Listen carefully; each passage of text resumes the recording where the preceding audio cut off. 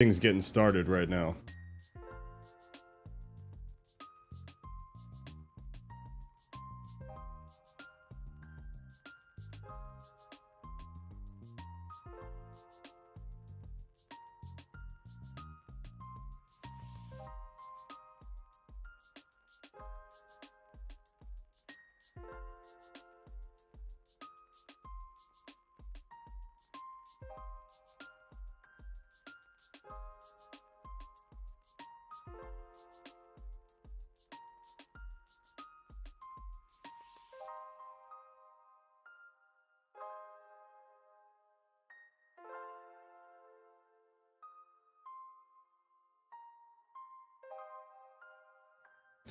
It's time. It's time. Oh, I'm stoked. I'm stoked. I'm jacked. As the kids might say. I'm freaking jacked. Joey made it another day. Yeah, we did. Yeah, we did. Today was a day, too. Quite a day. Quite a day. But we're here. I rolled in the house with the child after karate not but 3 minutes ago. And we're here. Lilith, what's going on? Man, this is going to be a wild one. I foresee some disagreements, and I'm very excited for them because I think it'll be good. I think it'll be very good stuff. TikTok, go to YouTube. Get off TikTok. Chinese spy app. Blah, blah, blah. Bounce. Meander on over to the YouTubes, which isn't much better, but it's a better experience at least. All right, so we're going to slowly start rolling right in. I will tell you this. I had a wildly theological and philosophical conversation with my 7-year-old today while we sat outside of karate.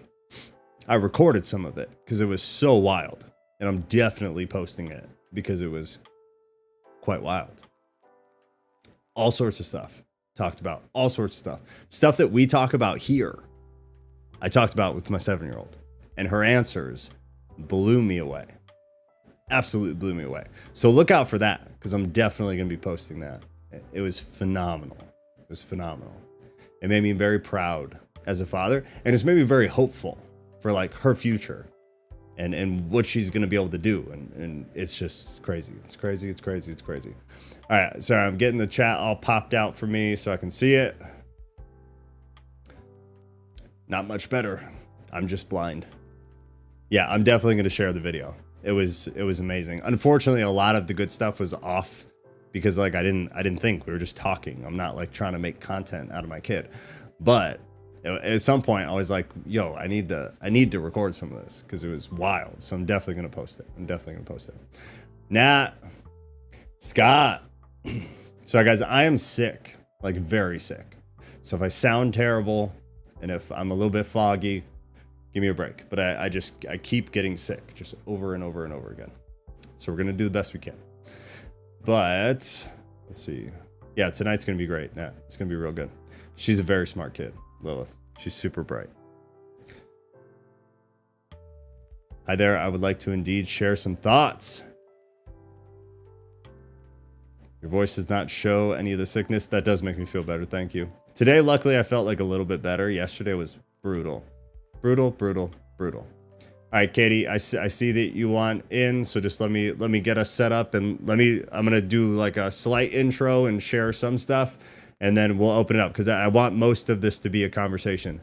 Big hug for Kat. Yeah, Kat's a big reason why my child is very awake. She's been phenomenal with that. All right, so tonight, who is Jesus? The premise, the main things that get off TikTok, get off TikTok, go away from TikTok. Shame. Go to YouTube. The main thing tonight, who is he like character-wise? What type of person was he? And we're talking about the human aspects of Jesus, because that is one of the beautiful things about Jesus was we have this concept of the Trinity. We have the Father, we have the Son, we have the Holy Spirit, all three different individuals, to use that word by definition, but all the same entity. Some might say different expressions of the same entity. I think there's some some clear indication of that when you look at the difference between the Old Testament and the New Testament. You have God the Father who had specific characteristics. He acted, behaved, and functioned in a specific way. And then in the New Testament, you have this incarnation of God that is different. Personally, opinion, I don't care what anybody says, Jesus is different than God. The way that he expressed himself to humanity, the way that he interacted with humanity was different. It was different. It just was. So we're going to be looking at who Jesus specifically is. And then maybe at some point we'll go do, God of the Old Testament. But what was his character?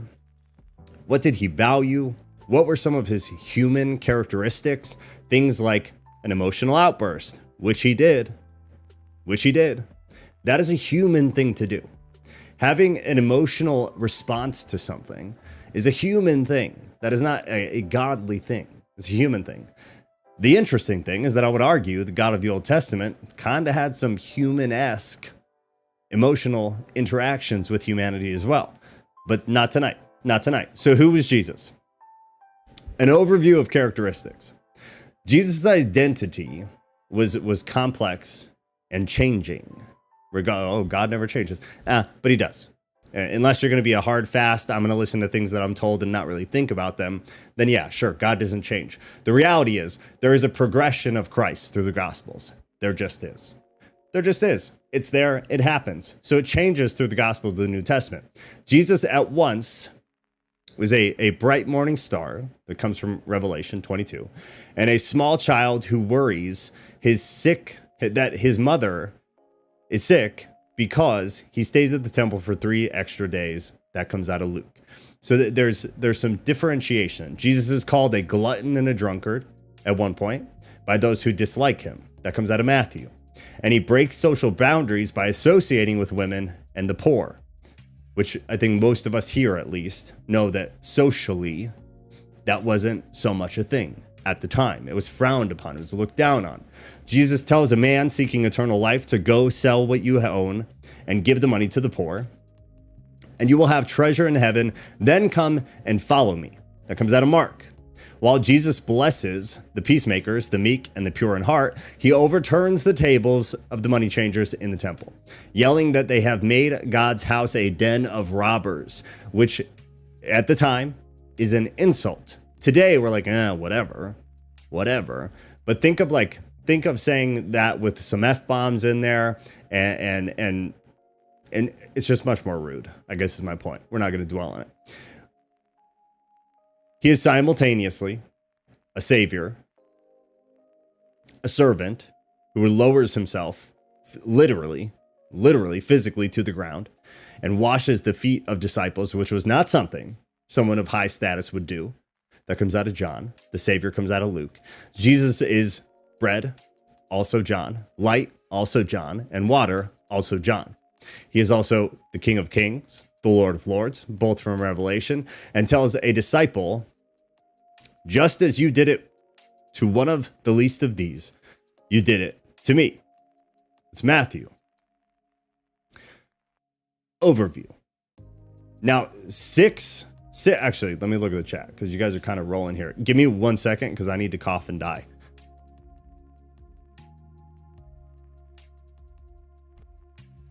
Okay, we're good. All right, let me see. Who was Jesus? Guy.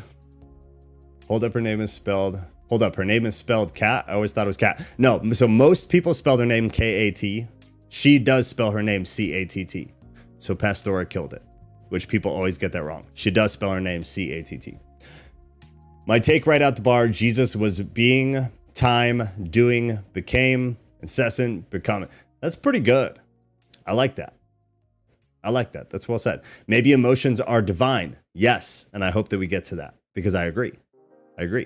Because I believe, in short, I believe emotions are tied to personality, and I believe personality in a way, in a sense, in a very simplified form, is kind of an expression of the soul or the spirit or whatever you want to call it. That's an interesting thought, Ghost. Yeah, it is. Totally is. Yep, I graduated from the business school of the Jesuit University. We're always learning new things about Nat. Emotions as neutral electromagnetic vibrations. Yeah. Yeah. Or phrased a different way, emotions are a byproduct of divine mechanization. It's an interesting way to put it. It's an interesting way to put it. Poor job. Oh, I have cough drops basically with codeine in them. I'm just kidding though. It's not actually codeine. Relax. I'm just saying I have very high quality cough drops. Jesus had the experience of being born and dying like us. Yes, which is a major key. And it's something my kid and I were talking about on the drive home, is that was the major factor of, in my opinion, why Jesus was the thing at all. Like, yes, he had a specific purpose to fulfill the law, but I think a major reason for Jesus was identification. And we talk about it all the time, that you can't conceive something that you can't conceive, that you haven't sensed in some way. You can't conceive that. Jesus was a person. He was here in our reality, not in the spiritual realm. We can conceive him. You could see him at the time, and we still can experience him with our senses through Scripture. And God the Father to a degree, but still we can't in the same way at all. And same with the Holy Spirit. The only way the Holy Spirit is a little bit more personal is because it's something that you like feel inside of you. You feel it in your soul. But God the Father is kind of a different animal. It's kind of a different thing. Everything you have experienced has likely been experienced by Jesus. Exactly. Cough drop binge. I'm sober from cough drops 3 days. I tell you, sometimes I get a problem with the nose spray though. Kat will tell you. You guys. I'm like 4 or 5 days into the nose spray and you're only supposed to use it 3 days. And I'm told that people actually get addicted to that. Like legitimately addicted to it. Like it's a problem. Thank you, baby. She made me tea because she's the best thing ever. Oh, okay. Jesus had illness and coughing for sure. Yeah, Jesus could have used my super medicated cough drops. I agree. Need a hot toddy? What's a hot toddy? What is a hot toddy? All right, so I found one decent sort. Oh, this is gonna drive me crazy. This little bar down here. Oh, it wasn't there, guys. Earlier it wasn't there, so I'm very sorry. Otherwise, I would have just pulled it somewhere else. So this was I thought this was interesting. 6 characteristics of Jesus as a leader, and then we'll open up for some discussion. And then I have one other source, and then we'll discuss. And then I have a final source that is this. It comes from a progressive source, and I'm not talking politics, so chill. It's progressive Christianity, where they're trying to portray Jesus as someone, in my opinion, that he was not. So that's how I want to end tonight. But these are 6 characteristics of Jesus as a leader. We're going to skip through the intro there. Jesus always speaks the truth, which is true. Remember when Jesus calls the Pharisees a brood of vipers in Matthew? Ouch, harsh words. And again, today we're like, so what? Yeah, no, at the time, that was a massive, massive insult. It was not a cool thing to say. The Pharisees had great religious influence. Wouldn't it have been a better strategy to tone it down a bit?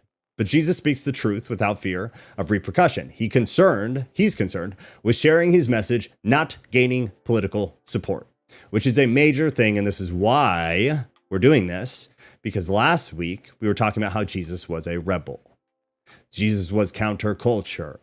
Culture would not align with the sentence. He was concerned with sharing his message, not gaining political support, not gaining cultural support. He had a truth. He expressed the truth.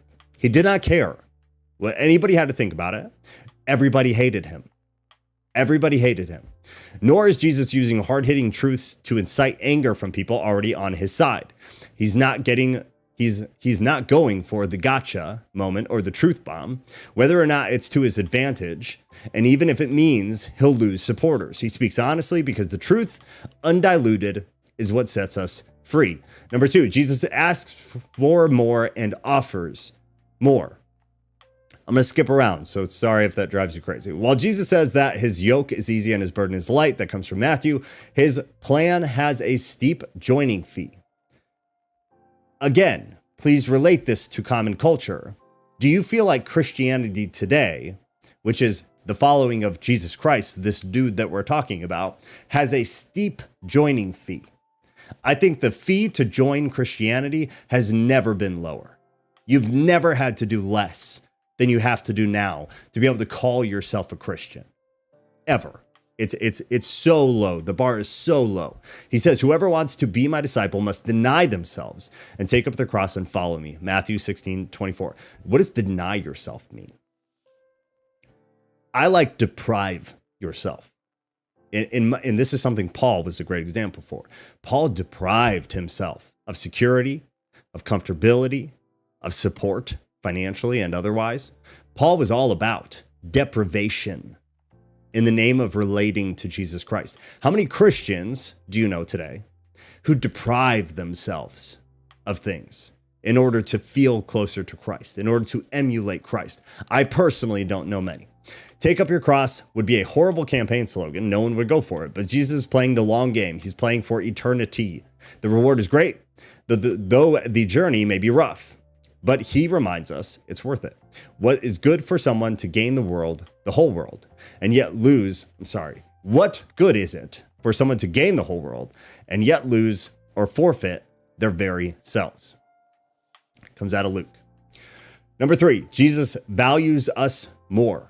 Jesus values us so much that he paid our debt with sin and his death. The author of Hebrews tells us, for the joy set before him, he endured the cross, scorning its shame. Hebrews 12. The joy of fellowship with us was greater to him than the pain of the cross. 4. Jesus values all of us, which is just an extension of what was just said. The short of this, in my opinion, from me, would just be, yes, Jesus values everybody. However, that does not mean Jesus cosigns for everybody. It is contingent on things. He makes that clear by being rude and by being just and by being honest and pushing truth on people when they are doing the wrong things. Valuing all people does not mean accepting all people. Otherwise, Jesus would say accepting all people. That's not what the Bible says. That's not what is expressed. What is expressed is that Jesus values all people. That does not mean acceptance. He does not accept you and your poor behavior. He does not accept you doing things you know you should not do. He values you still. He does not accept that. There's a massive difference between the two. That is a progressive concept, that he accepts all people, that all behavior is acceptable when you believe in Jesus Christ. Not true. All right, let me catch up on the chat real quick. You guys are going fast. Everything you have experienced, blah, blah, blah, we read that. All right, in your opinion, Nat says, in your opinion, does set Christianity apart from a lot of other religions, that we have a God that was born as a tiny normal baby and died just like the rest of us? So interestingly enough, there are other religions where it's a similar story. And we've talked about in the past where even the story after that is relatively similar. Like Horus, the sun god, has a similar kind of a similar style of narrative. And a lot of the narrative is actually very, very similar, which is when we kind of talk about, well, maybe it's different demographics trying to understand the same concepts. It takes us into a whole different topic. But yeah, one of the things it does, though, Nat, it does. I mean, the short answer is yes. With a lot of, in my opinion, in a lot of other religions, it is a differentiator. That we have this God who not only was like here as a person and also a God, but that came from and also is like the God, like the all-powerful God, like the main God, the OG God. Jesus is like, we already have this powerful God. I'm trying to think of the best way to explain this. There are gods who are like born and go through life and they're gods. Cool.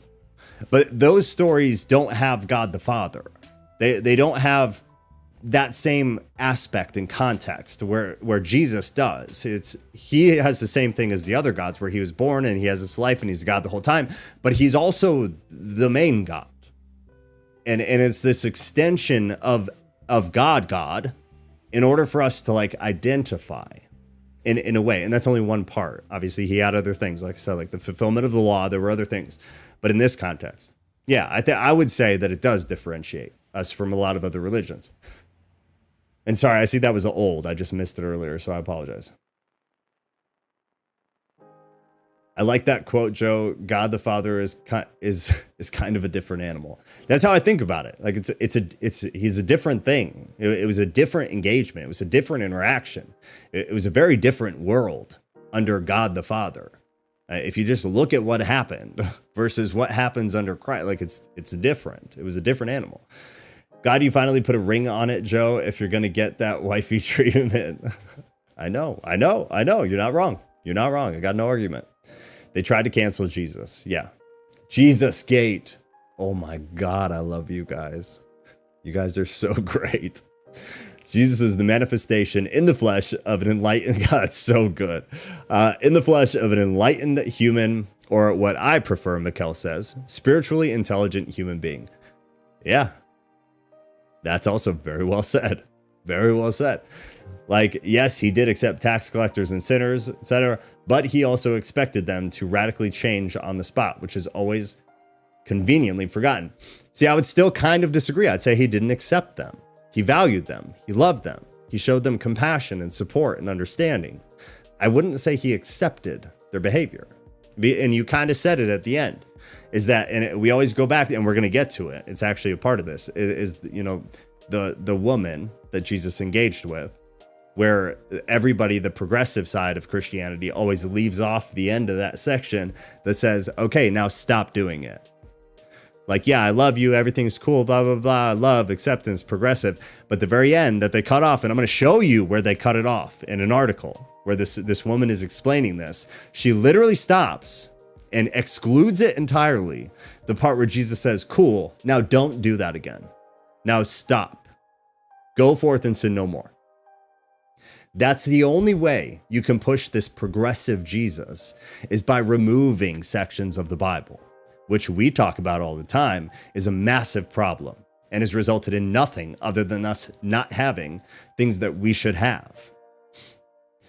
But did the disciples change it on the spot right away? But did the disciples changed it the spot right away? I assume you mean like, did the disciples change on the spot right away? I mean, we don't really know. We don't really know. I think in some cases, maybe. I mean, think about this, dude. If you were there, if you were a disciple and you witnessed Jesus like in person with your senses, you might radically just not ever do certain things ever again. It might not be like a progressive thing, a progression of change. It might be like, holy shit, holy crap, I'm done. I'm yours. Let's go. Let's do this. Take me. So maybe not. I agree with you on the acceptance thing, Joe. What comes to mind is Simon Peter, who gave up his job and left his home and wife to follow Jesus, or Matthew, who gave up a place of power for Jesus. Yeah. And that's kind of what I'm talking. Like, if you were there, you'd probably do anything, because that would be such a radical thing to experience. Venn diagrams. He was the King of Kings, Revelation. Peter kept fishing. There's nothing written that indicates about Matthew quitting the Roman Empire job as a tax collector. Interesting. Maybe you, Mikkel and Nat, you guys seem to have a disagreement in love, obviously. Nat, maybe find where you're getting that from, the part of Matthew giving up his position of power. Is there something? I honestly don't remember off the top of my head. Is there something in the scripture that kind of indicates that? Or even just insinuates it? Like, it's a fair thought. It's a fair thought. If we don't have a direct claim that he did and no direct claim that he didn't, then I think it's a completely fair thought. Good point, Mikkel. I guess it was more of an assumption since we read about them traveling and preaching with him, which I believe would indicate I don't know, man. That's pretty fair. I want to get into that. That's it. I like this. Nat and Mikkel, I like this. I want to see where that goes. If either of you have another device or you're able to look, try to look. If not, I'll keep a note for myself. But I'd like to get into that a little bit and see if we have enough to indicate that maybe Matthew did leave the position of power, or if we don't have enough to indicate it either way. But that's super interesting. I really like that. That attention to detail, man, that's what I'm talking about. That's a beautiful thing. That's a beautiful thing. But interested in learning more if there's any literature that my assumption is not correct. Yeah, I hope one of you or both of you looks into that a little bit more. I would love to get into that. Jesus claimed to be the physical Yahweh, Son of Man, from Daniel and Enoch, so he was more than just a wise man. Yeah, agreed. Absolutely. Matthew quitting on the Roman Empire. What? Matthew quitting on the Roman Empire job as tax collector would have been suicide. But that doesn't mean it didn't happen. That's also a fair thing to say. But it doesn't mean it didn't happen. And I think the point that Nat made is that at the very least, it's interesting. That if we have enough to indicate that Matthew was traveling and all over the place, I mean, maybe he did that while still keeping that role. But maybe that was impossible. I don't know, but I'm very interested in this whole conversation. You can argue he was just a crazy man, but his claims aren't just wise. God, YouTube, I can't see like the last word you guys write. He claims aren't just wise teachings like Buddha. Yeah, no, I totally agree with that. Absolutely agree with that. All right, number 5. Jesus is motivated by compassion. How are we doing on time? Okay, I got to rush. Jesus is motivated by compassion. I think we all know enough that we can skip that. Jesus was heavily motivated by compassion for people. He had a lot of passion and compassion for humans. It's evident. I don't think we need to get into that. Jesus forgives, same thing. We've already kind of brushed on it with the woman and the tax collectors and everything. Jesus was forgiving. But forgiveness, there's an assumption when you forgive someone that they won't continue to do the same thing that you're forgiving them for. Right? Otherwise, it would make no sense. If you're sane, you don't forgive somebody who continues that keeps doing it. You don't do that. You don't do that. People don't do that. And if you do, you're kind of a pushover, right? All right, I'm going to open it up. If you guys want to talk, Katie, I'll bring you in. And then Ghost, I'll invite you. You can talk or not, totally up to you. But I'll at least extend it. But Katie, you're good if you want to unmute. Hello, checking sound. Can you hear me? All right, yeah, give me 2. Yeah, you're good. You're good. I see the green lighting up around my name. Hey, Joe. Hey, fam. Hello. It's good to see you again. I haven't participated in this in a while. And you haven't? I would love to. That's when I'm like, oh, I got something. All right, let's go, girl. How was your holidays? Everything good? Did you good. Did you get some nice free food from family and stuff? Oh, of course. What about you? Good? Dope. Yep, lots of good family, good family time. That's always good. Yeah, definitely. What do you got? Okay, so what I have in front of is, in college, the leaders, a couple of friends of mine in crew gave me this book called More Than a Carpenter. Anyone know this? By Josh McDowell and Sean McDowell, which I don't know who they are, but I know this book called More Than a Carpenter. Yeah. It goes through like all on the back. Skeptic Josh McDowell thought Christian was read the story, weigh the facts, experience his love, and then what? And one thing that I remember underlining, he can't just be a moral, just like a moral wisdom. Let's see, couple of things in the margins. Shit, I put my finger in this spot that I wanted to. What is this? So the idea that he was like one of the traveling philosophers. And it said, you can't have it both ways. And I said, what? Like, oh, he can't just be a moral teacher. And I said, why? Like, I don't see logical. I mean, like, I believe that he was more than. Okay, the issue with these 3 alternatives is not which is possible, for all 3 are possible. Rather, the question is, which is most probable? You cannot put him on the shelf merely as a great moral teacher or prophet. That is not a valid option. And I underlined that and said, why? Have you ever heard of liar, lunatic, or Lord? Yeah. Most of us have heard of that, right? And at the bottom of this chapter, it says, the evidence is clearly in favor of Jesus as Lord. I just don't. It's not a viable option. I mean, I mean, it is a possibility. Now, do I believe it? No. Is there more evidence from from what I have heard that Jesus was divinity and, the way I was raised? Yeah. But I don't think that it's out of the question that he, like, can't have him as just a normal human who was a good moral teacher. That's not possible. And I'm like, wait, why is that not possible? I mean, there is such a world of progressive Christianity or they really like to focus on he was different from everybody else at his time, right? He said, "Well, I've heard it this way, but let me tell you this way." And people were like, "What? What is this guy doing? What do you mean?"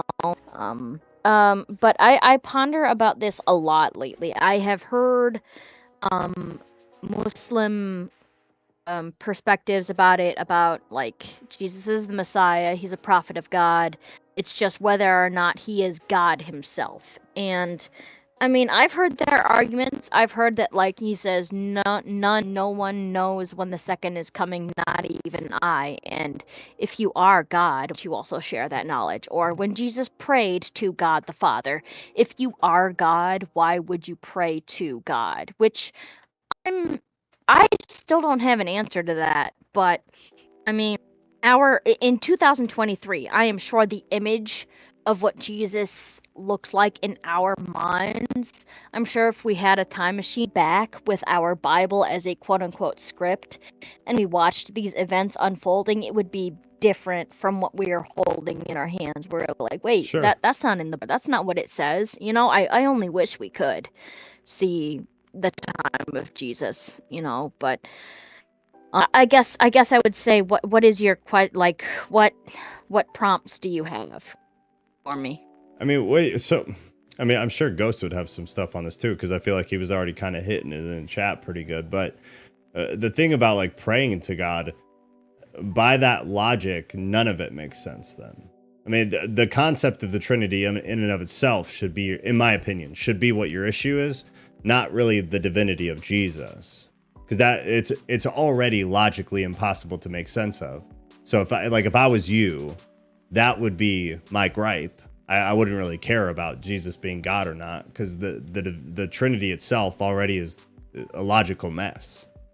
So I mean, if Jesus is God, Yeah. that already doesn't make sense. So then that would be my issue, not really like why Jesus prayed to God. That's why I more express it as I did earlier, where it is one kind of individual in a way, but different expressions of. And like I said, and this is, I guess, heresy, but I believe God is very different from Jesus, but in some weird way, they have a oneness. How that works, I have no idea. What it looks like, I have no idea. But we have indication through the scripture. So if you believe the scripture, then you kind of have to accept it. Just like 1,000 other things, you just kind of have to accept. I can't make sense of that, and I don't fully accept it, but I accept it more than I don't. But they're obviously very different. So for me, that's not hard to conceive, because I already view them as pretty radically different.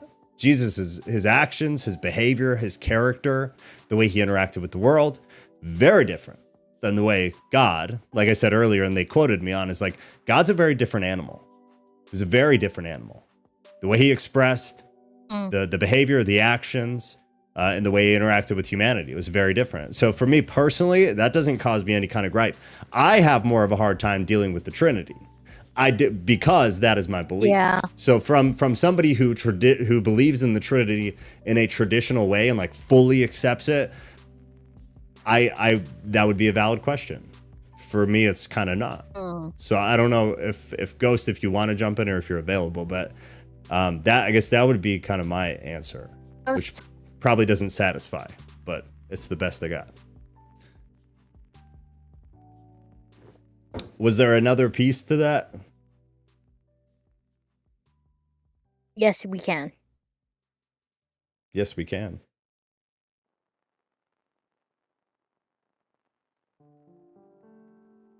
And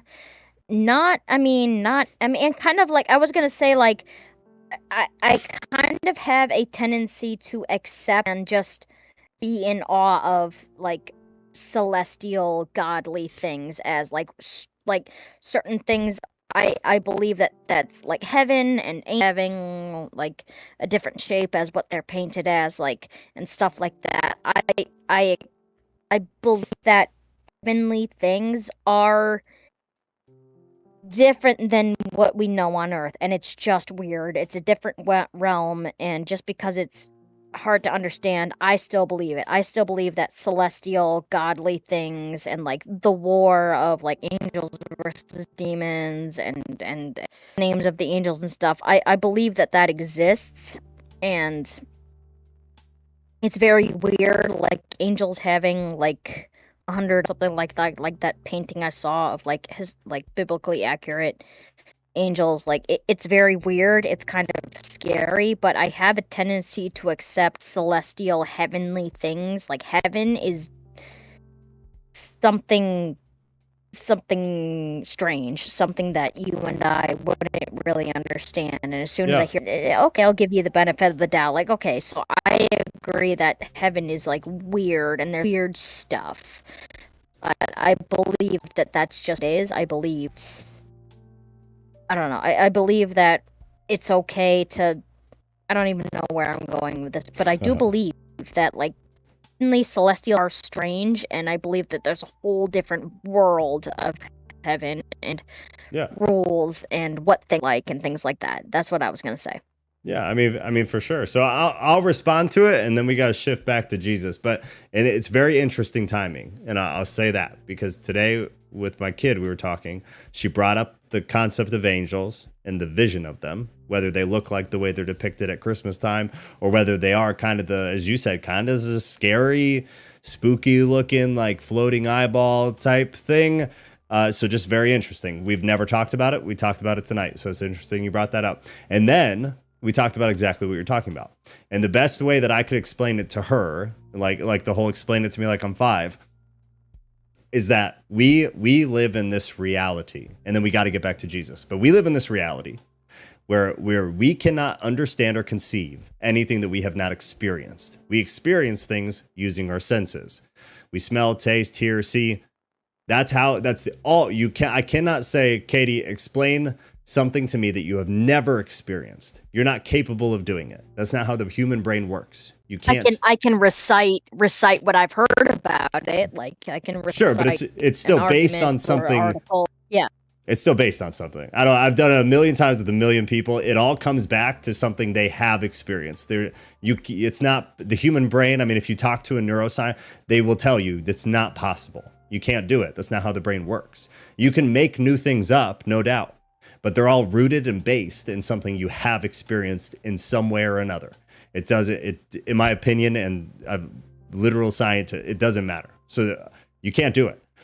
In the same way, we believe that there is a spiritual realm. The spiritual realm can experience us because they've seen us, they've heard us, they've interacted with us, but we cannot experience them because we never have. We can't see them, we can't imagine them, we can't picture it. And in my opinion, this is why we have the depiction of God as this goofy guy up in the clouds with the beard, because there's no other way to explain it. It's like, who is God? What is God? What does it look like? What? Because you can't. So the spiritual realm is an entirely different world. Here we can, if you explain to me what Africa looks like, I've never been there, I've never seen it, tasted it, heard it, smelt it, but you could explain it to me because everything there is within this reality, and we can picture it. I can picture it. But in the spiritual realm, it would be, who's to say there's words, that there is vision, that there's sights, that there's smells. Why would you assume those things exist? It's a completely different reality that we've never seen, heard, smelled, anything. So there's no way to picture it. There's no way to conceive it. It's that separate. That's why this whole like thing where Christians try to, even the thing you said, like trying to picture Jesus. Yeah, I agree. It's probably nothing like what it was. But even more so, to try to picture God the Father is just a total waste of your time. There's no way to possibly conceive of that because it is a different realm under different rules, if there even are any. But it's a different reality.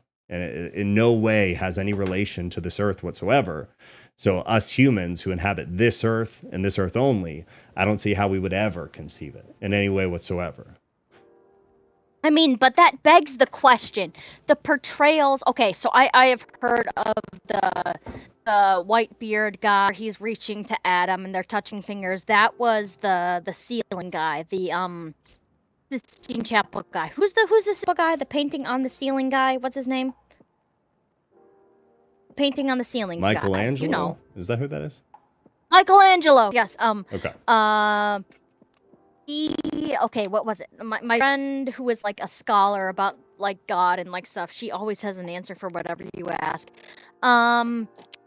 She said they asked him to portray God, and Michelangelo was like, no, you're not supposed to do that. He said, well, you or something like that. And he did in the painting that was a sly, like a poking at them of I don't does this sound familiar to you, Joe? Yeah, I know what you're talking about, but I already know where it ends. But like it really begs the question, the portrayal of God. I mean, like I'm one of Christians where like I was just at mass at Canisius College, and they had the several little figurines of Jesus in the manger, and I said Jesus was yes, I'm one of those Christians, and my friend was like, yep, I'm also one of those people. Like Jesus doesn't look like the images, the beard, the long hair, the white robe, the blah blah blah. Where does that come from? I know there's scripture of saying he was, you know, the transfiguration, but like, who says that he had long hair and a beard? I don't think who anybody. Who says that God the Father has white hair? You know, but we've just accepted that as what he looks like. But that's just culture, like. Katie. You know, that's just culture. That has nothing to do with even religion. We do that with everything. That's just humans trying to be able to portray something. We do it with everything. So I would say it even has nothing to do with Christianity or religion at all.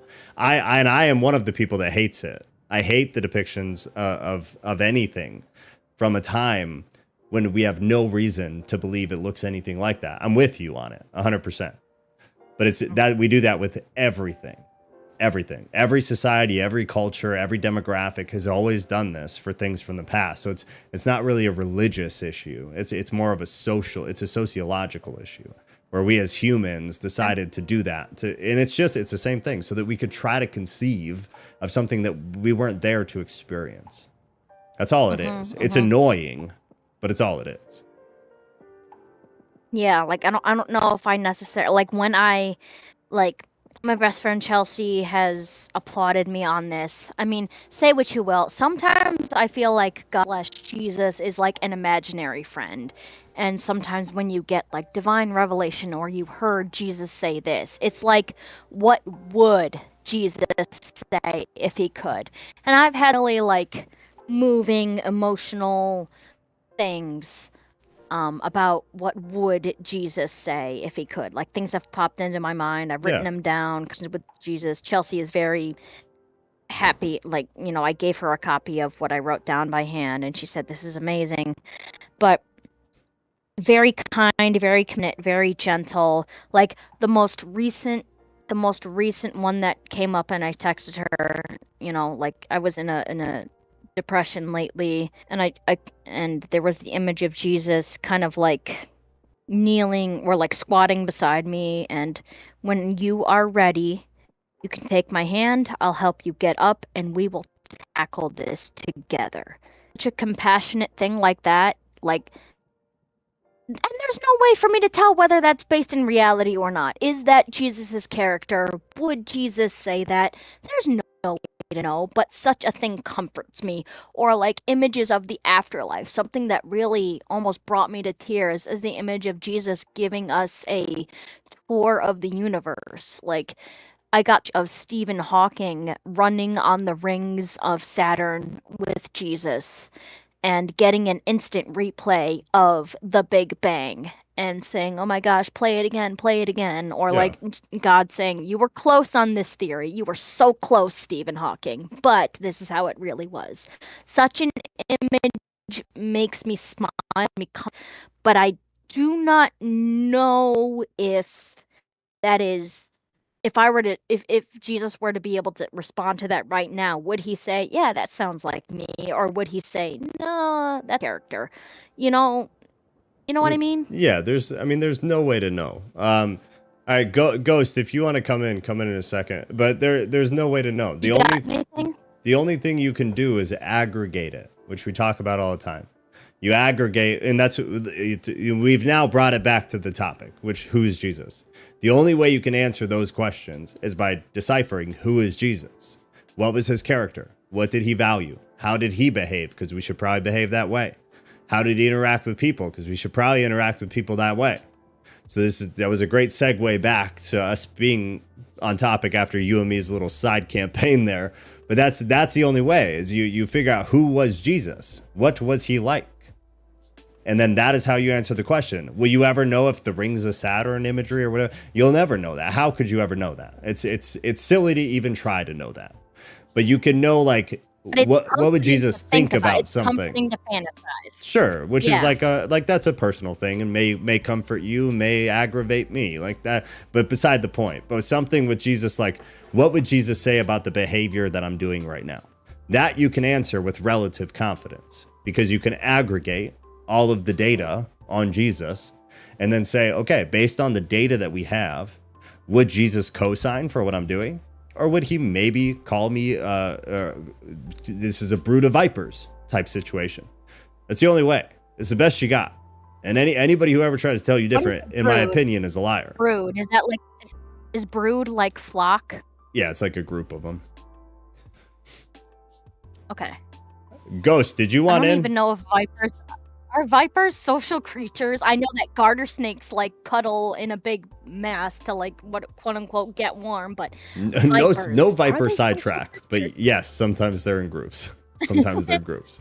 Okay. Okay. All right. We got to get back. Ghost, if you want in, Katie, you can mute yourself, or I can move you down to the audience. And yes, we hear you too, Ghost. I'm Googling. What? I'm looking into therapists right now. I'll let you know. I'm looking at tab of Sarah. I didn't catch most of that, but if you can mute yourself, or I can move you to the audience, and then just let me know if you want to come back. Okay. You can just mute me, and I might come back later. But I just want to Cal know I'm looking of Serapis, the Egyptian god. I see you, and I'm looking. Okay, cool. All right, Ghost, I don't know where you're at, dude, but if you want to come in, just interrupt me. I'm cool with it, and then we'll pause. I want to get to this before we run out of time. This is 8 instances where Jesus stood up to injustice, exclusion, and inequality. If you're politically inclined, you might have a certain feeling in the pit of your stomach, but hang tight. We'll get through it. Real quick, though, let me read this. What? I can't say that on YouTube. Please ask Katie to look for the pic. Okay, she responded to that. That was for Katie. By the way, I'm here. Bansheesh. What's going on? It's lovely to see you. Jesus followed Torah, so we should too, says the Torah followers. Fair enough. Ghost, I can't hear you at all.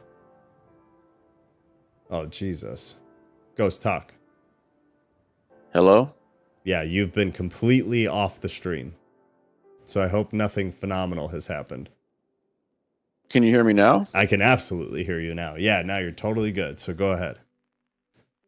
All right. What I was going to say is talking about like what Jesus looks like and stuff, I think is a red herring. It's completely irrelevant to anything. Yeah. I think the only image we should have in our minds when we try to picture Jesus is what John saw, which is a guy, a bipedal human thing that looks like glowing metal with bright white hair and eyes of fire. That's it. Like, what color his skin was he black? Was he white? Was he olive? All that stuff is irrelevant, I think. But is even that relevant? Do you think? Yeah, because at least it portrays a being, number one, that is associated with light. Sure. And not just some guy. So yes, I mean, I think he was shown symbols. I think a lot of the prophets were shown symbols. Yeah. That mean something, that aren't just cool images. They weren't frivolous. They weren't arbitrary. That's what I believe. Anyways. And it wasn't for the comfort of humanity or society. No, it wasn't something that like placated humans. It was, they were symbols for a reason. Yeah. And, you know, I could talk for 10 hours about what each symbol means, but what I wanted to say, someone in the chat a while back said something about why would Jesus pray to himself? Yes. And I want to ask, what do people think pray means? Because this always goes back to definitions. Yep. Let's ask it. Chat. What does pray mean? If you had to say it in one sentence, what would pray mean? We did a live stream on it like months ago. It was more sectioned off, but we spoke about this a little bit. Pray equals yeah, because pray. I think people need to understand what that means before they start saying it's absurd or not absurd for Jesus to pray to himself. Because if you can't define the word, you can't make a value judgment on it. Yeah, no, not at all. Scott says communication. Nat says use the little voice in my head to talk to Jesus. The Floofer says therapy. Katie says pray means talk to God mindfully. Instead of us thinking or talking normally, we pray by saying, hey, God, this is directed at you. Ruth says request or say something to a deity, which is probably, right. I would guess that's the Google definition. Because it's... yeah, I like Scott. What he said. Yeah, communication. So, yes. And praise so what are angels? Chat, all these things connect. Angels. Next definition, angels. Yes. What is an angel to you? What are angels? You guys are killing it right now, by the way. Just very quick. What is an angel? Again, like a sentence. Go ahead. So basically, prayer and angels and all these words, they invoke communication ideas. So it's about information. It's about exchange of information. And when Jesus is praying to the Father, he's in communication with the Father. But it's on a level that we don't necessarily have. So it's not confusing to me at all. So when people say God's praying to himself, it's do you ever second guess yourself, or do you ever talk to yourself?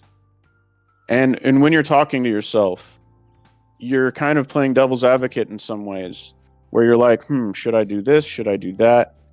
Who are you talking to? So we do it in a smaller way than how Jesus did it with God, because we're shadows. We do things on a lower resolution bandwidth than they do it. But, you know, this gets back into me having the belief that everything can be understood with time and whatever. But yeah. So, yeah, I don't think, anyways, I'm not going to rehash it, but yeah, I want you to get back into the Jesus thing. I just wanted people to not be confused about Jesus praying to the Father. Yeah, I think that was a good point. We got some interesting things for angel. Lots of eyeballs with wings, which Floof laughed at, but actually it's a pretty common belief. Part of God's creation, angels are the definition of fear. Jeremiah, divine beings that God made that were always in heaven and have never dwelled on earth, but they can visit earth to say a message. I talk to myself every day. Angels are God's task doers. Huh. Interesting. Sure. Yeah, all of those things are true, because everything is a category and angels fit into a category. Therefore, they're going to do different things, but they're all related to sending a message. Yeah. It's communication. So yeah, I guess we can kind of get back into it, because I don't want to take up too much time. Okay. All right, we're doing okay. Anybody else who wants to come on, just go in the Discord and then let me know in the chat. So back to this. 8 instances where Jesus stood up to injustice, exclusion, and inequality. Number 1. His first, and I'm going to stop after each of these. And if you have anything oh shoot, I need to log in. Hold on, guys. If you have anything after I read them that you would like to add or that you take issue with, just try to throw it out in like a sentence or so. Just very brief, throw it out there, and then we'll get into it. First speech. The Sermon on the Mount was kind of an inauguration speech for Jesus, and he used it to share his manifesto, which I hate they use that term. In his speech, he sided with the poor, the mourners, the hungry, and the merciful, extended his blessings to them. He drew a line in the sand with his speech, declaring the principles behind how he would apportion justice. Does anybody take issue with that? This is chapters 5 through 7 out of Matthew. If this was the way that was summed up to express Jesus's character, does anybody take issue with it? And I'm not saying you should. I'm going to ask for all of them. And while I wait, I'm going to look at the chat. So you have some time. But throw it out there. You can even say yes or no. Yes or no. But if you say yes... Could you repeat explain. that? Yeah. So number 1, the Sermon on the Mount was kind of an inauguration speech for Jesus, and he used it to share his manifesto. In his speech, he sided with the poor, the mourners, the hungry, the merciful, and extended his blessings to them. He drew a line in the sand with his speech, declaring the principles behind how he would apportion justice. I don't necessarily take issue with this one. I think if they would have continued, I probably would have. But here where I think sits, it's a very low resolution look at it. Yes. It's poor. It's poor. But I don't completely hate it, but it's poor. There are some that I hate. We're going to get to them. Jesus was a socialist. Saw that meme on Facebook, says Ruth. I'm glad you're already picking up where this is going. Healing the man, this is number 2. Low resolution. Yeah, you and Mikkel. That's 100%. Number 2, healing the man with the withered hand. Jesus was in the synagogue on the Sabbath, a day set apart for rest according to the law. He saw a man with a withered hand, and he healed the man. In the eyes of the Pharisees, this was deemed work, so they confronted him, accusing him. Instead of backing down, Jesus retorted, challenging the injustice of leaving a man to suffer in the guise of upholding the law. That's Matthew 12, 9 through 14. Do you take issue? Do you not take issue? If you do, explain why. Again, I'd say again, for me personally, this one, I don't think they said enough. I think if they would have continued, I probably would.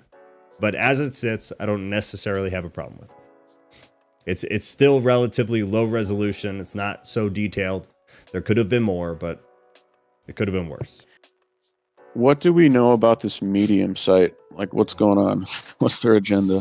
So Medium is actually kind of unbiased. There's a heavy population of progressive, but they're also very based authors. I don't use it at all, but I've found this. But my understanding of Medium is like people who write articles. It's like a blog central zone, so you can make an account and you can post articles, and then you can put them behind a paywall or not. This one luckily was not behind a paywall.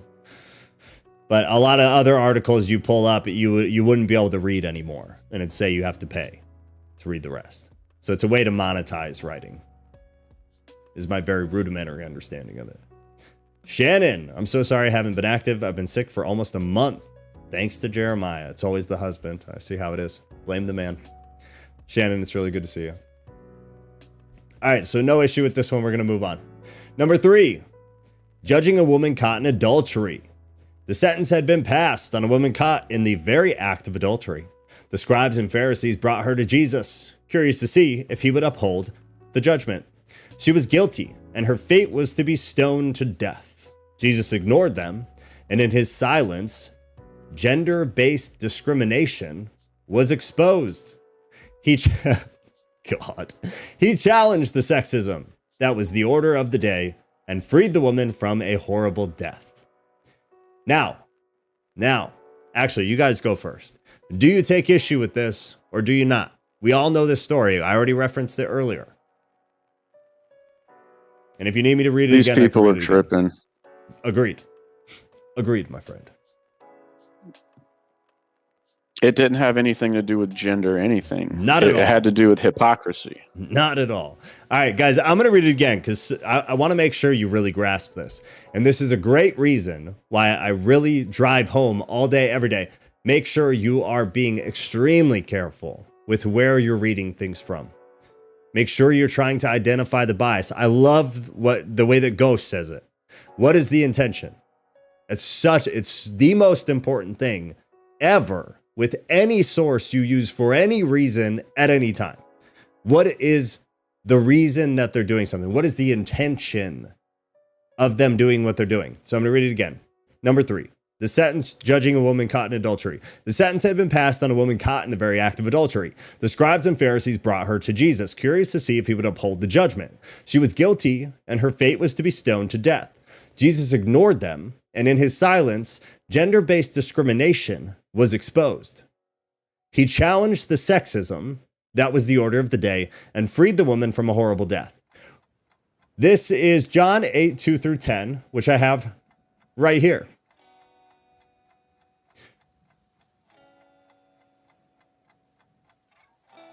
Give me one sec. I was using a different Bible earlier. I want to make sure I get to the right place.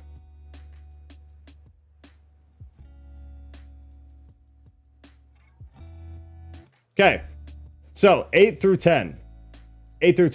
But Jesus went to the Mount of Olives. Early in the morning, he came again to the temple. All the people came to him, and he sat down and taught them. The scribes and the Pharisees brought a woman who had been caught in adultery. Does this have anything to do with sexism? So far, no. And placing her in the midst, they said to him, "Teacher, this woman has been caught in the act of adultery." Now, in the law, Moses commands us to stone such a woman. So what do you say? This they said to test him, that they might have some charge to bring against him. Jesus bent down and wrote with his finger on the ground. And as they continued to ask him, he stood up and said to them, "Let him who is without sin among you be the first to throw a stone at her." And once more, he bent down and wrote on the ground. But when they heard it, they went away one by one, beginning with the older ones, and Jesus was left alone with the woman standing before him. Jesus stood up and said to her, "What?" Actually, we need to stop right there, right? No, we need to do last first. Jesus stood up and said to her, "Woman, where are they? Has no one condemned you?"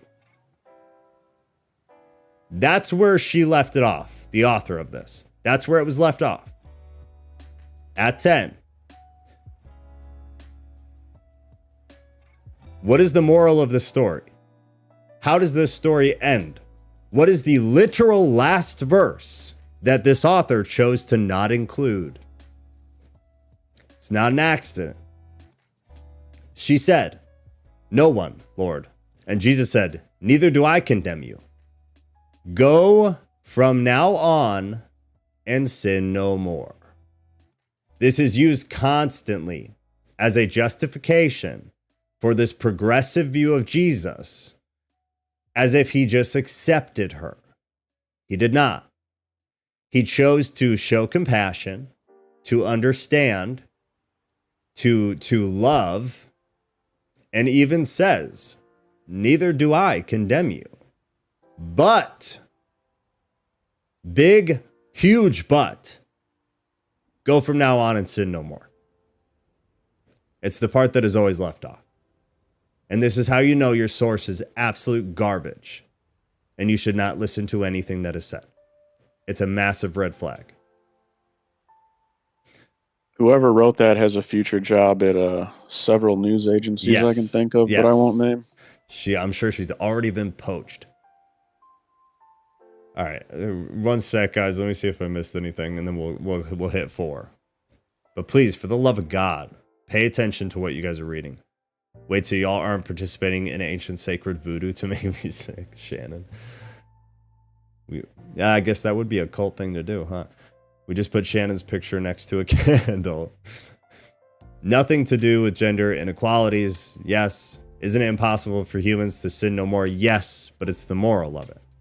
In her specific case, go forth and not do what you're doing. You committed adultery.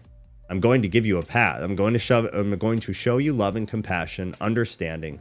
I'm going to choose to not condemn you, because you should, per the time, you should be put to cancellation. I'm going to choose to not condemn you. However, don't do that again. Fix the behavior. It's sanctification language. Yes. It's pointing her in the right direction. It's not. He's not literally saying, "I believe that you can never sin or that you won't sin again." Yes. Yeah, it's not literal, and it's context too. Like people will say that, like, "Oh, is it?" And nothing against you, Katie, at all, because it's asked by everybody. Well, we can't be without sin. It's not possible. That's not what it's about. He's talking about a specific woman committing a specific sin. You absolutely can go through your life without committing adultery. It is possible. He's saying, don't do it. The moral is much wider, for sure. And if you want, relate it to whatever the one thing you do is, or one of the things you do, because we all do them, like you said. Everybody does them. I certainly do. Pick one. Don't do it. You can control that. We already sacrificed. And I think, Scott. Go ahead. I think people need to keep in the back of their mind, or maybe in the front of their mind, one of the main missions for Jesus coming here is to obliterate hypocrisy. Yeah. And the things he did was kind of like he was trying to inoculate us against being hypocrites, and that takes time. You can't just say a couple words and then boom, there's no more hypocrites. But that's what the purpose was. And I guess we don't have to get into why he wrote on the ground and all that, but they're tripping at that medium. So anyways, it's wild. It's wild. He spared her life. Very big step from acceptance. Yeah. See, there it is. He's not accepting the behavior. He in fact is condemning the behavior. He's just not condemning her. And there's a differentiation in that. I've always taken that as Jesus knowing this was a setup. That's actually a really funny point. Are you talking about the Freemason or Joe's cult? I missed something, but I won't waste everybody's time. Nat, you're lovely. All right, number 4. Going after the lost sheep. Inequality and discrimination were rife amongst the Pharisees, and they were annoyed with Jesus for eating with the sinners. In response to their attitude, Jesus responded, "Suppose one of you has 100 sheep and loses one of them. Doesn't he leave the 99 in the open country and go after the lost sheep until he finds it?" With this parable, Jesus recognized that all lives matter. God, the verbiage. But in the face of discrimination, he would focus on the life that was discriminated against. Is that what this is about? Is that what it's about? This is Luke 15, 3-5. This is wild, my good friends. This is insanity. Going after the lost sheep. The story of the 99 has nothing to do with someone being discriminated against. It has nothing to do with that. This is what is happening right now in our culture. And now I'm going to totally go down a rabbit hole. This is what is happening in culture. And it's heavy in Christianity. And I don't know why people aren't recognizing it. Christianity is being completely taken over by this ideology. And I don't care about the political crap at all right now. It's not what we're talking about. It's being taken over by delusion. It's being taken over by improper, poor, exegetical practices where they're taking the Bible and they're putting their ideology into the Bible. What that's called is eisegesis. Eisegesis is when you read the Bible and put your junk into the Bible. Exegesis is when you try to really figure out what the Bible is saying, regardless of how you feel, and pulling it out. Culture is practicing eisegesis. We here and a lot of other Christians, obviously, too, practice exegesis. We don't care how we feel. It doesn't matter if it hurts your feelings. It doesn't matter if it angers you or makes you upset or is hard to understand or, well, that's just not simple enough. Who cares? It says what it says. What was happening at the time is what was happening at the time. You cannot rewrite history. You can lie. And that is what we're doing right now in Christianity on the progressive side. And again, not politically, just culturally. We are putting our bullshit culture of this progressive, let's change everything to be nice and kind and feel good. And that's not really politically correct and it's not really socially accepted. So we're going to put it into the Bible this way. Garbage. It's absolutely dishonest. It's blasphemy. It is the worst kind of disrespect to God. The worst kind. We have already destroyed throughout history the Bible. Destroyed it. It is so far from what it once was. And now what they're doing, instead of redacting things and taking things out, they're choosing to put things in. Why? It's actually very smart. If they were to rewrite translations and take things out, which they also are, that's more obvious to people like me and like you guys. We see that and we're like, where the hell did that verse go? It was there 10 years ago. Where's that verse? Why does that read completely differently? What they're doing is they're just changing the ideological interpretation of it so that the verses stay the same. So nobody gets it. Nobody understands. Oh, it's still there. But they're completely shifting how you're supposed to read it and what the purpose of it was and what the context of it was. The lost sheep have nothing to do with discrimination. Discrimination is bad. It's not a good thing. It's not. However, this has nothing to do with it whatsoever. Luke 15:3-5. So he told them this parable. What man of you, having 100 sheep, if he has lost one of them, does not leave the 99 in the open country and go after the one that is lost until he finds it? And when he has found it, he lays it on his shoulders, rejoicing. Hold on. And when he comes home, he calls together his friends and his neighbors, saying to them, rejoice with me, for I have found my sheep that was lost. Just so, I tell you, there will be more joy in heaven over one sinner who repents over 99 righteous persons who need no repentance. Are we talking about discrimination? No. Moving on. Number 5, responding to the faith of a Canaanite woman. In this story, Jesus' disciples barred a woman from seeing Jesus. This blatant discrimination because she was from a different tribe.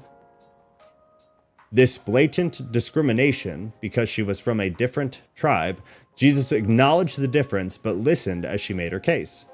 And despite the rules, he showed her mercy. His stance was clear. The tribal differences did not matter. Who she was within is what mattered. This is Matthew 15:21-28. And when Jesus went away from there and withdrew to the district of Tyre and Sidon, and behold, the Canaanite woman from that region came out and was crying, have mercy on me, O Lord, Son of David. My daughter is severely oppressed by a demon. Whoa, wild. But he did not answer her a word. And his disciples came and begged him, saying, send her away, for she is crying out after us. He answered, I was sent only to the lost sheep of the house of Israel. But she came and knelt before him, saying, Lord, help me. And he answered, it is not right to take the children's bread and throw it to the dogs. She said, yes, Lord, yet even the dogs eat the crumbs that fall from their master's table. Then Jesus answered her, O woman, great is your faith. Be it done for you as you desire. And her daughter was healed instantly. What? Where is the discrimination? Where is it? In her imagination, or whoever wrote that article. In her imagination. This is ideological brainwashing into the Christian faith, which, let's be honest, we Christians brainwashed ourselves into delusion a long time ago. We don't need help. Consider this. Us as Christian, like us here, how many people are here right now? We have 17 people here. I think we had like 25 or so earlier. So take 25. We are 25 people. If we went to, say, Hillsong, I'd have no idea how many seats they have, but call it 10,000. I have no idea. 10,000. 25 of us is probably a relatively accurate number of how many people really want to understand the Bible, really want to talk about the things that we talk about, like in-depth things, really dive in, really try to understand what the Bible is talking about. Not put our opinion in it, not do it to make us feel good. We don't care. We want to know what it says. We want to know what is the principle, what is the message? Who was Jesus? It's why we're sitting here right now. We want to know, who was he? We have no inclination to put preconceived notions or concepts or ideas into the Bible. 25 out of 10,000. Maybe make it 50 to be generous. 50 out of 10,000 are like us in a group of 10,000 average Christians because of what Christianity has become, where pastors are celebrities. They want to make you feel good. They want to keep their seats full. They want to keep the tithes coming in. It's all become about nothing. We are the exception. You are the exception. So now consider what's happening, where culture is doing this, where not only are we already deluded beyond recognition, we're already lost as a faith system. Done by ourselves. Again, I'm not blaming anybody but us. We did it. Christians did it. For money, for fame, for power, for all the shit that the Bible talks about. We did it for all of those things.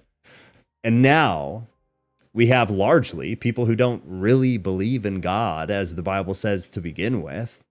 And they're bringing in this type of stuff and diluting it more. Please imagine for me 100 years from now, what will a church be like?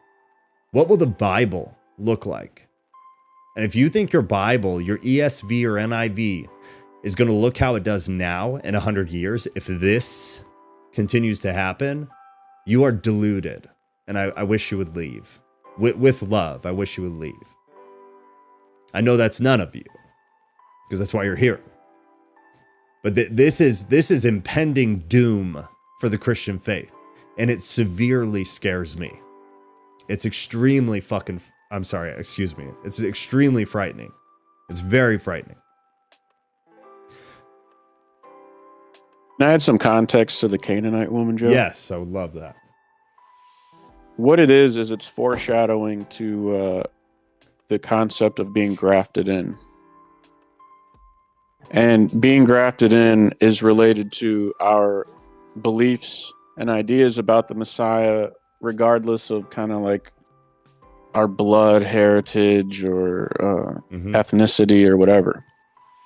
A Gentile. Yeah. You could say she's a Gentile. But when Jesus saw her faith, he's like, okay, you're cool with this. Because it's not about any of the other stuff. It's just about, what do you believe and what do you do? And that's it. Yep.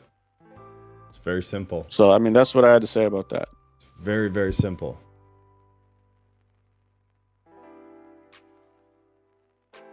The all lives matter and gender equality buzzwords definitely took away from the credibility of the article. Would have never been used 10 years ago. Yeah, it's also just these are relatively new things that society is concerned about.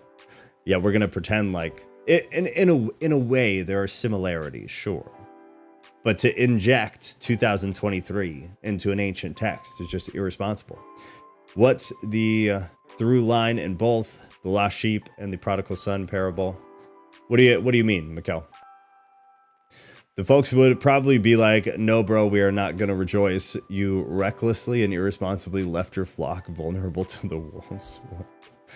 Well, true or false, women are given less rights and value back in biblical times. That's absolutely true. But it also doesn't really have anything to do with the verses, right? And we can definitely get into that during the stream. I've done, numerous videos on the history of women during biblical times.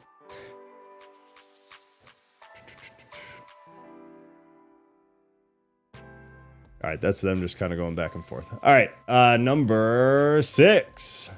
We're going to be wrapping up here in a few. I got to kind of run through these. Reacting to children playing around. Social exclusion was a norm around Jesus. So the disciples thought they were doing Jesus a favor by telling off the children and driving them away from Jesus. Hey, stop it, he said. Let them come close because they are the future owners of the kingdom. He was not going to accept anyone being excluded in his activities. Now, again, let's be charitable. Was social exclusion a thing during biblical times? Without a doubt. Without a doubt. There is no doubt. However, it's still not what it's about. And this is what I was talking about, where they're going to take these truths. Did someone say women's rights? I'm here and present. We got to do one of those soon, Kat. Otherwise, I know you just are dying to talk about some of these things. It's just not what it's about. So this is what they do. It's very intelligent. Like I said, it's very smart. They start it with truth, and they leave truth as the foundation. And then they bastardize everything above the foundation to confuse you, to throw you off, to pull you into a different thinking. It's just dishonest. It's manipulation. And in many cases, not all of these were very good, but in many cases, it's done very well. And to the 950 who are not us and people like us, they will fall into it. They will. And then they will become, I guess that's not fair. In some cases, they will become not Christian anymore because they are following not Christ. They're following a modern interpretation, a progressive interpretation, and not political, and of who Christ is, of who Christ was. It's just not accurate. It's not true. He aligned with the hungry, poor, and imprisoned. When Jesus was and Ghost, anytime, just cut me off because I'm going to go quick here. When Jesus was asked about those who showed an authentic faith, his answer embraced the downtrodden, the excluded, the oppressed, and the poor. Whatever you do to the poor, the hungry, or the one in prison, you have done to me. I don't necessarily have an issue with this one. It was short. It was brief. It's true. Cool. 8. Chatting with the Samaritan woman. And speaking with the Samaritan woman at the wall and asking her for a drink, he addressed the tackled prejudice, sexism, and racism prevalent in his time. So much so that his own disciples saw him and marveled. This one we will read, 4:8 through 26. And this will be it. So anything else you guys have, anything else you want to talk about, anything else you want to throw out, if you want to come on and speak, very limited, very short time, you're still welcome to do it, but we're in wrap-up zone here. Okay, so again, let me preface again. He addressed and tackled prejudice, sexism, and racism prevalent in his time. And again, y'all, please listen to me, because it's prejudice, not good, bad thing. Sexism, bad thing, not good. Racism, not good, bad thing. Can we all high five on that? Not good things, bad things, negative things. Verse 8. For his disciples had gone away into the city to buy food. Then the woman of Samaria said to him, how is it that you, being a Jew, ask a drink from me, a Samaritan woman? For Jews have no dealings with Samaritans. Quick thing. Is it about race? Or is it about something else? Just think about it. I'm not going to answer it. I trust you all know the answer. 10. Jesus answered and said to her, if you knew the gift of God and who it is who says to you, give me a drink, you would have asked him, and he would have given you living water. The woman said to him, sir, you have nothing to draw with, and the well is deep. Where then do you get that living water? And you are greater than our father Jacob, who gave us the well, and drank from it himself, as well as his sons and his livestock. Jesus answered and said to her, whoever drinks of this water will thirst again, but whoever drinks of the water that I shall give him will never thirst. But the water that I shall give him will become in him a fountain of water springing up into everlasting life.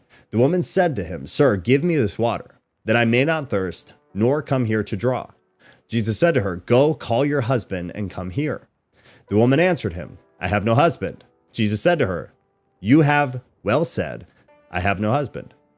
For you have had 5 husbands, and the one whom you now have is not your husband. In that you spoke truly. 19, the woman said to him, Sir, I perceive that you are a prophet.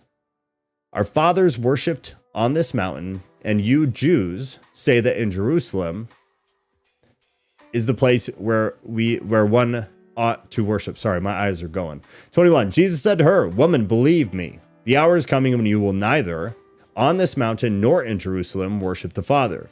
You worship what you do not know. You know what we worship, for salvation is of the Jews. But the hour is coming, and now is, when the true worshipers will worship the Father in spirit and truth. For the Father is seeking such to worship him. God is spirit, and those who worship him must worship in spirit and truth. The woman said to him, I know that Messiah is coming, who is called Christ. When he comes, he will tell us all things. Jesus said to her, I who speak to you am he.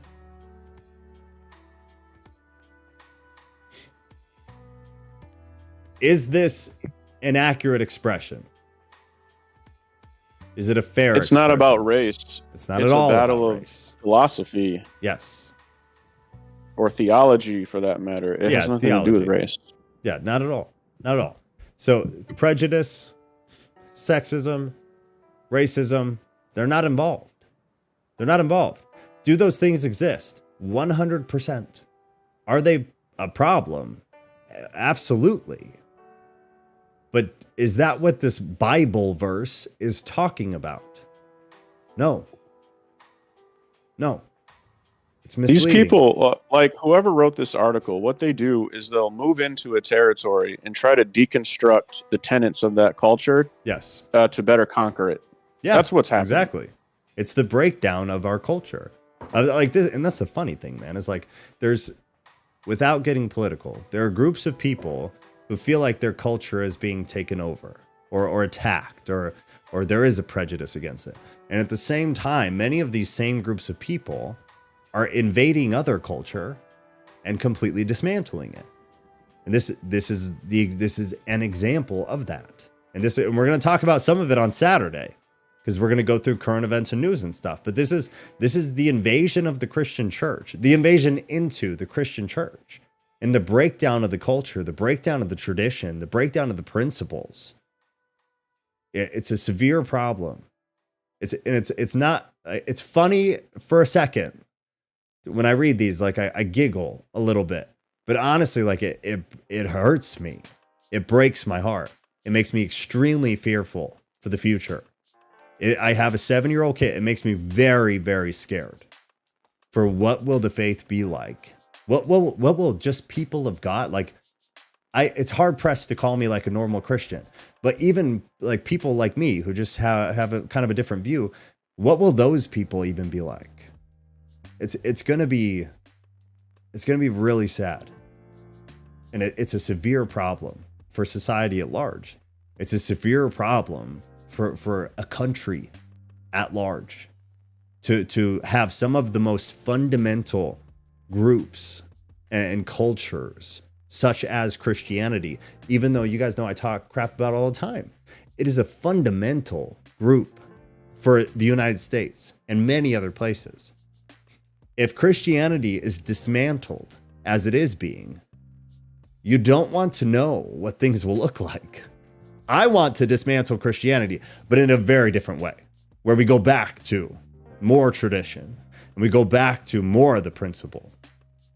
This is dismantling it, continuing in the same direction it's been going in. And it's going to result in complete decay, complete destruction. All right, I'm done ranting. It's reversion versus perversion. That's very well said. Yes, 100%. 100%. Nat, did you want to come in? I see you in the waiting room. We can pop you in here real quick if you want. But if you're just listening through there, that's totally cool too. I just didn't want to leave you out because we are going to be wrapping up. All right, beautiful. Okay, Ghost, do you have any final thoughts? Anything you want to throw out? Check out Stream Chat. That's it. Stream Chat? Yeah, I posted a bunch of stuff in the Stream Chat. Oh, for this beautiful. episode. Okay, so yeah, guys, let's do that then. Yeah, I guess a couple updates here. We're done, guys. So if you got stuff you want to go do or whatever, go ahead and bail. We're just going to wrap up and then talk about Saturday for a minute, and then we'll be out of here. I moved some stuff around, you'll notice. Off Topic is now at the top. The library's at the bottom. I'm just weird. Like Kat will tell you, I legitimately have OCD, and I couldn't deal with it. So the most commonly used stuff is going to be at the top. So it's like easy access. And so that those are the most highlighted things. You can call me crazy. I had to do it. So it's done. So that's all. Nothing else really changed there. And then I moved the Stream Chat, as well as we created the news and culture chat. So any live stream that we do, other than the Bible study, and maybe we should do it for the Bible study too, actually. But any streams that we do. So now we do Thursday night, we called it the Theist Thesis, and that's this, where it's an open forum discussion about a specific topic that you guys all pick. That's Thursdays. That's the Stream Chat, which I'm going to change to Theist Thesis, so that because we're having more stuff now and I don't want it to get confusing. So this will be called Theist Thesis. Within there, every time I get the next video ready, I post these. So last week we did the Fall of Rome. Before that we did What is Sheol, Quran versus the Bible, Who is Satan. Every week there will be one where I'm going to post it whenever the poll closes. So I think it's Saturday night the poll closes. Once the poll closes, you'll see one of these in here.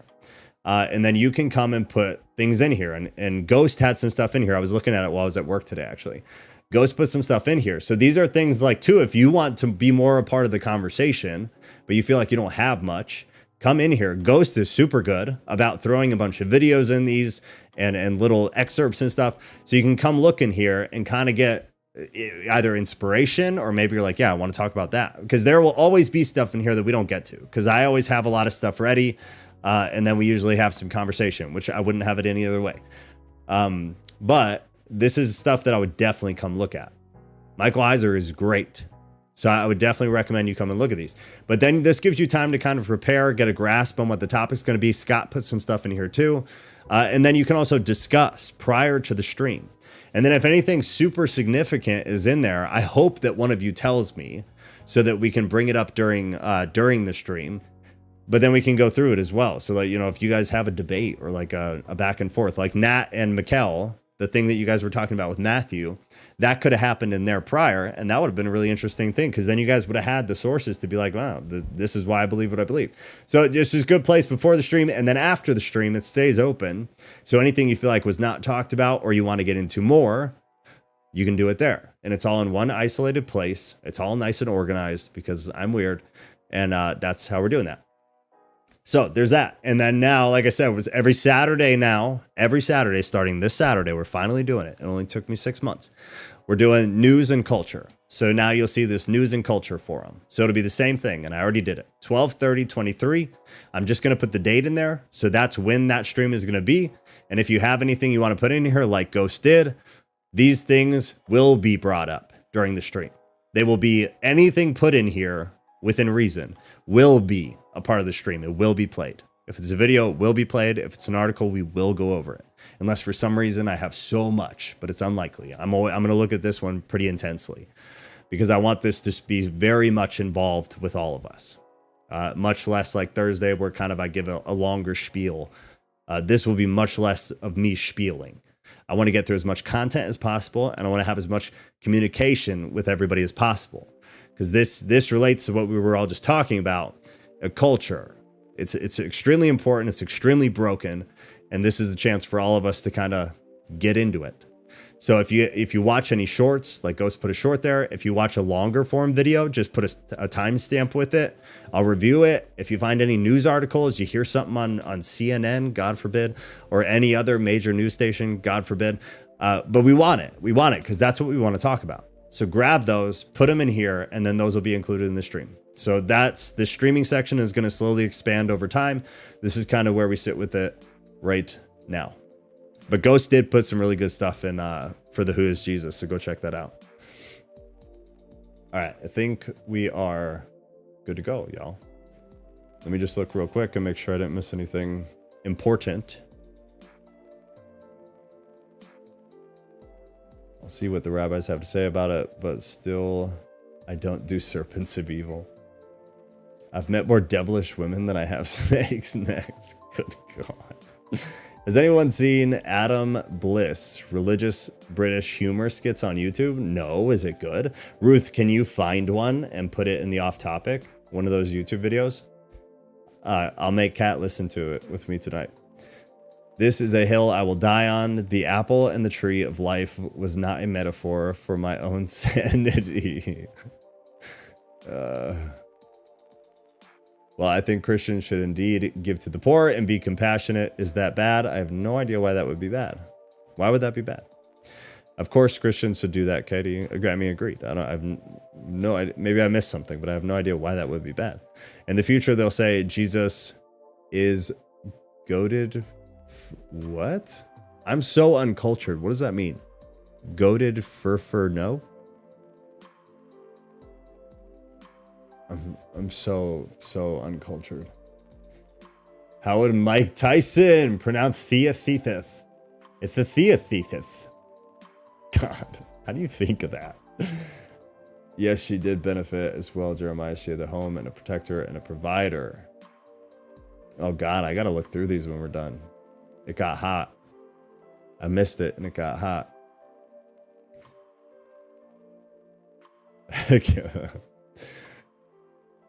All right. I think we're done. Goated for no is so boomer. I have no idea what that is. Goated for no. Is this a thing?